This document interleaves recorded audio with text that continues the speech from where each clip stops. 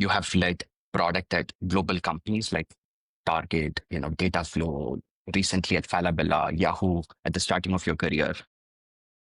You've also been part of building startups. You're heading the product at MoneyTap. You had your own entrepreneurial journey with Hush.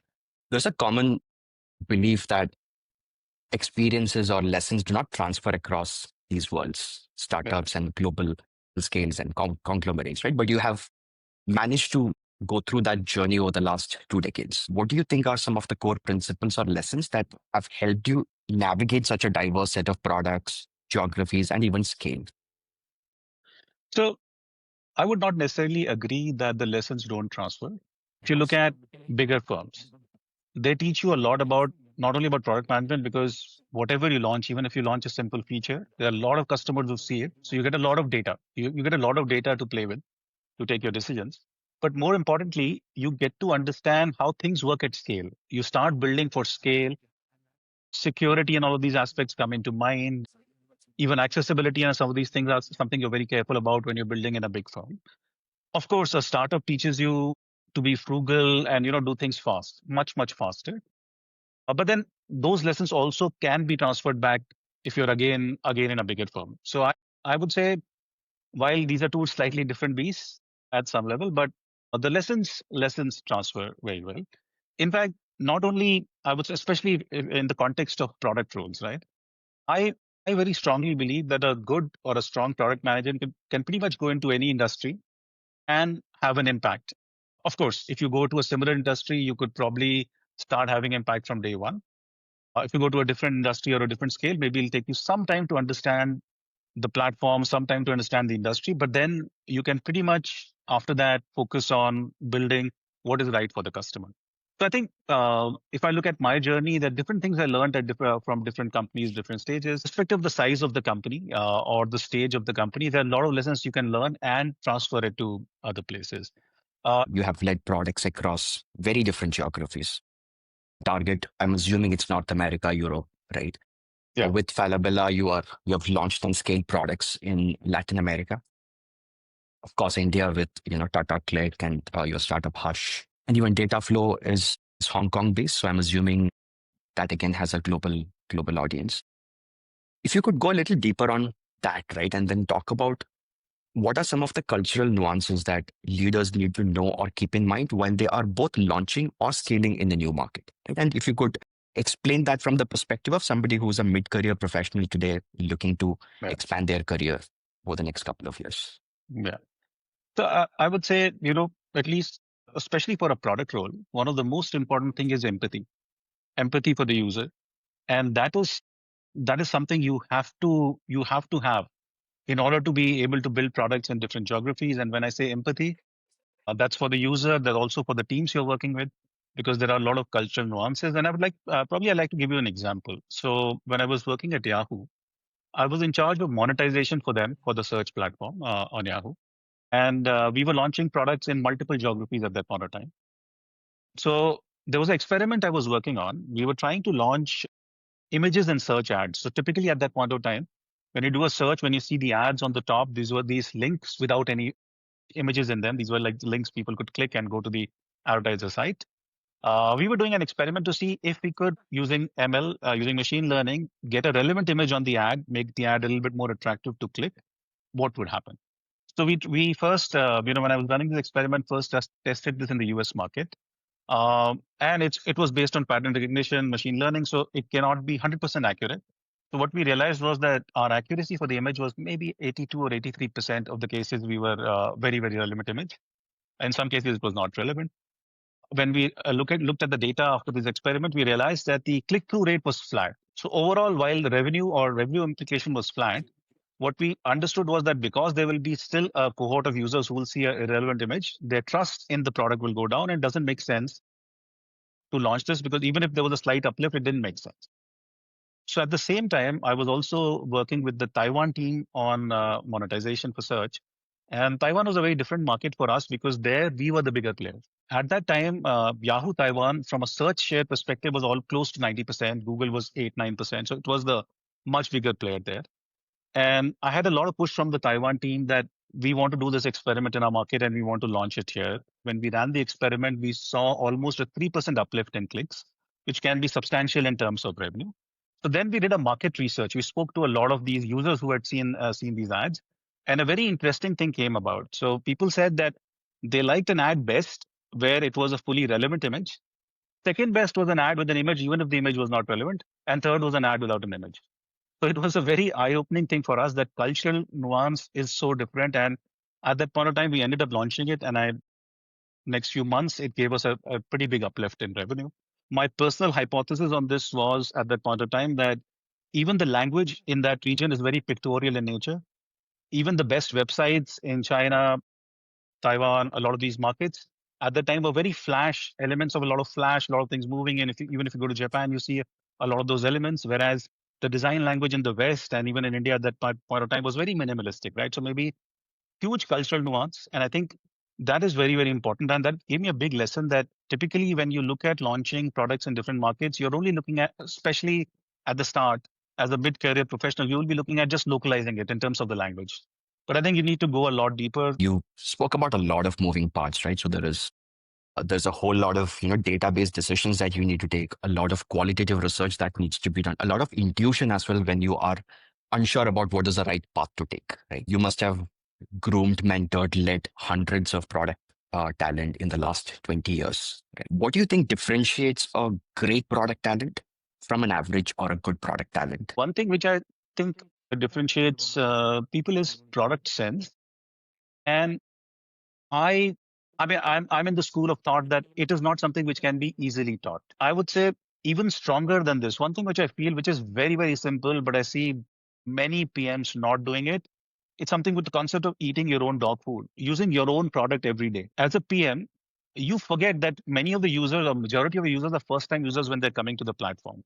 While you know what a particular feature or particular thing means, unless you go through the journey daily, every day or every other day, you will not be able to really empathize with the user. If I look back at my career when I was working for Yahoo Search for that 2.5 year, 3 year, I would run all my searches only on Yahoo, even though Google was the much bigger player at that point of time. So eating your own dog food, I think, is one of the biggest things which product managers can do. Um, I'll give you an example from the time I used to work at Dell. One of the things we noticed was that people who came to the site and downloaded a particular driver, immediately in the next few hours or in the next day, they would call up our customer support for issues. There were some issues happening in their laptops. Uh, Natural assumption was that there's something wrong with the drivers they're downloading, and we checked the page, we checked everything, and we couldn't find anything. There's nothing wrong with the page. And I spent a lot of time going through this journey again and again just to figure out why would this be happening. What I realized was that was the time when we had launched 64-bit machines and many people still had 32-bit machines. And the default, when you're downloading the driver, there was a default on the side which asked you to choose whether it's 32-bit and 64-bit. And by default, it was our latest and greatest 64-bit was the default. Now, you are assuming that the user knows that they have a 32-bit machine and they have to Yeah. change that default, but they were not changing it. And just doing that simple change in that drop down made a huge difference for us. And I think that sounds very, very simple, but I still see many product managers and many product teams not using their own product every day, not looking at that journey every day, not trying to go deeper into why a user might be facing what they're facing, right? Because you have a lot of tools. You could be using any online tool, any data tool. Uh, Everything tells you what a user did. They don't tell you why they did that, right? So sometimes that can either come through qualitative research or doing the journey yourself is where you would find some of these insights. So I think that's something I've noticed in PMs who do well in their career. They go a lot deeper and they build a lot more user empathy by using their product every day. Can you double click on that first point, right? You mentioned product sense. I'm assuming it is same as product thinking. It is one of the core requirement that is communicated by, I would say, pretty much every product leader when they're hiring for their team. How do we still define product thinking? What does it mean, to be good at product thinking? It is the ability to connect the dots and to look at different trends and still able to synthesize and come up with something, right? But one thing I've seen is that the good candidates or good product leader, product managers, product leaders are able to connect the dots. And uh, There's a question I used to ask a lot in a lot of product interviews, and maybe now let me say it out openly. For a lot of product candidates, I asked them in the last few years that, hey, looking at all the tech trends and how things are evolving right now.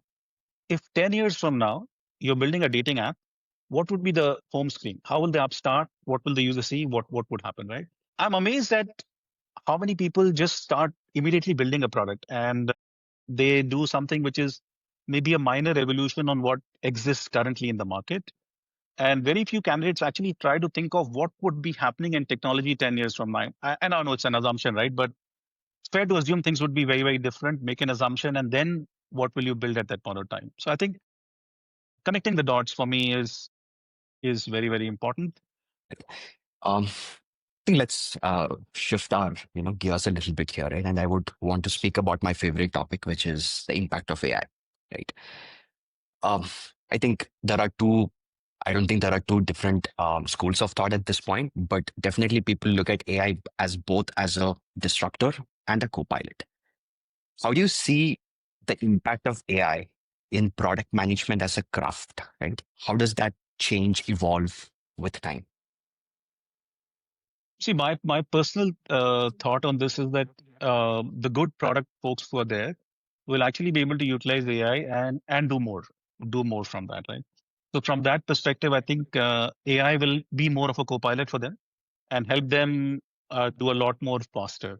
Uh, I don't think, at least from what I've seen till now, I don't think AI can replace product sense in a lot of ways. So I would still feel that people who know the craft, who are well at it, will definitely be able to leverage it and do better. But having said that, there are many aspects where AI can, I mean, building products using AI can definitely make things faster, right? You're already seeing a lot of work happening from a customer support perspective, from an e-commerce perspective, cleaning up catalogs, building a better search. You can utilize a lot of AI while building those products. For PMs, probably also makes a lot of sense for them to. It helps them prototype things, explain to engineers a little bit better. But I mean, again, depends on the stage and what company you're working in, right? For startups, the PMs can actually prototype and do a lot more, and it's a lean team. Things can be built much faster. Bigger teams or bigger companies operate in a very, very different way. It'll still take time for them to evolve and change the way things work, and may not be very easy for someone to just build a prototype and assume that engineers will understand everything what needs to be built, because there are multiple nuances which need to be taken care of. But I still think it's a great way which is happening right now, uh, and will help a lot of these smaller teams build things faster. Of course, bigger teams also will get more efficient. But I still feel that at least I'm in the camp who does not believe that this will replace product managers. It will make the good ones more efficient and faster, is what I think. With whatever is happening in AI, right? My primary question to you is in the next 5 to 10 years, what are some of the major changes that you would see when it comes to product as a function? And how can somebody who is in that mid product career plan for that, plan to be relevant in the next 5 to 10 years? Yeah. So I think it's a big wave, and eventually it'll impact all jobs. Because with the enhanced productivity which will come in, it's not as if I mean, most companies would not need that number of people in every role as they are right now. So this is going to impact everyone. But I also look at this as a thing which will help good product managers become more efficient, do things better. Because from whatever I've seen till now, while AI has done a lot of advancements and product managers using it a lot, but this product sense is something which will still remain with the PM, and AI would become a tool which helps them be more efficient. So the better PMs will probably end up doing a better job once they have leveraged AI well. But having said that, I think when it comes to building products using AI, that's been happening for a while, and you can already see a lot of products being improved because of that. But also, it's interesting that now it's a little bit more of a level playing field. That many companies or most companies would have access to similar kind of resources because of AI. Right? Earlier, there was a marked differentiation that a bigger company could afford better engineers or better PMs. Now that divide will become smaller. But having said that, it's not as if because of AI, suddenly the market expands, right? So let's assume you're in the market, you're an e-commerce player, there are three other big players. Everyone will use AI, but it's not as if customers suddenly start buying a lot more. So while your own operations may become more efficient and better, so yeah, productivity improvements would mean maybe lesser roles available. So it's important for people in product right now who are maybe right now using AI to write their PRDs, go deeper, see how they can build products, end to end. And many people are doing prototyping right now, but also depends on the stage of the company and the kind of company, right? Because in a smaller company, much easier. You build the prototype, give it to engineers. Bigger firms operate in very, very different ways, even though that's changing now. There's a lot more documentation, there are a lot more other things to do. But yeah, I think this will still speed up the process at some level, speed up the process of developing things. But again, the market dynamics are not going to change in terms of suddenly customers start buying a lot more just because you're using AI to build your product, right? So I think that will still remain. In fact, this brings me back to something we used to say years ago, right? That first time founders focus on products, second time founders focus on distribution. I think the same thing will happen now. Let's assume you and me today wanted to launch a product, wanted to build something, but we couldn't because we didn't have the engineering team available, didn't have the funding available. Maybe now you could launch it. So that cycle becomes faster. That 3 to 6 months which would have taken you to build something, that becomes faster. But the challenge of distribution still remains. That still remains a very, very big challenge. How would customers hear about you? Why would they use your product? So I think those things don't change. But yes, I think it'll be good for all the PMs right now to learn a lot more and be aware of what things are changing and start using it a lot more in their day-to-day work. And not just using it to write PRDs, but also prototyping, building a few things. I think that'll help if they go down that path. Do you think a great marketing team and deeper pockets can compensate for an average product team in the future with everything that is happening with AI able to build products? Do you think that has a possibility? Uh, I mean, that's a possibility even now. It's been a possibility for a very long time, right? Because as I said, distribution beats everything. It's not always the best product which wins. I mean, let's face it. The course of my career or even before that, I've seen many products which may not have been the best, but the kind of distribution it gives, you get if you have that kind of distribution, it beats everything else, right? There's a reason why like a product like Slack, which was a great product, had to be sold to another company which was much much better in distribution, right? Because that's been happening, forever. So that's not something that's going to change. That will continue happening. But I mean, I'm still not discounting the role or the power of having a good product team. I think that still helps. That definitely helps. That will still remain. And as I said, maybe lesser roles in everywhere, right? Lesser number of people employed in each of the fields. But the productivity gains would ensure that there are lesser people employed. But I think better funded team with more distribution muscle definitely will always win, even if they don't have the strongest Got it. product. Got it. I'm going to focus a little bit on career growth in product management, right? And think about you are speaking to uh, product folks who are in a senior product manager, director to a director VP product level at this point, right? There is this common dilemma that people face. Do I go broad or do I go deep? Right. So if the objective of if or the goal of the person is to move into a senior product leadership role, what would be the right way to think about this? Going broad or going deep? My personal view is going broad as you go up the career ladder really helps. And I would strongly recommend people to go broad. In fact, I've seen earlier in my career and many times, especially let me take an example of a few e-commerce roles what I've done. Now, from an e-commerce perspective, there are product teams which are focusing more on the experience part of it, and there are product teams which are focusing more on the platform part of it, right? And I've seen again and again a big hesitation in people who are working in the experience piece to move to something platform because I think it's more complicated, and they feel that maybe they'll not enjoy it that much. But I think very very important for people to get more exposure, get deeper technical exposure, and get that exposure. So I would say, this I'm talking about within one industry, but even I would say going across industries, getting broader exposure would be, in my view, very important for for a product person to scale and go to the next level. Understood. Does that mean having a broader understanding about multiple products improves your product sense? Is that a fair thing to say? I would say more exposure to multiple industries, doing product in multiple industries and probably geographies improves your product sense because you get exposure to very, very different kind of biases, very different kind of users, and different kind of data. And that, in my view, definitely will help you become stronger, more empathetic to user, and a stronger product person.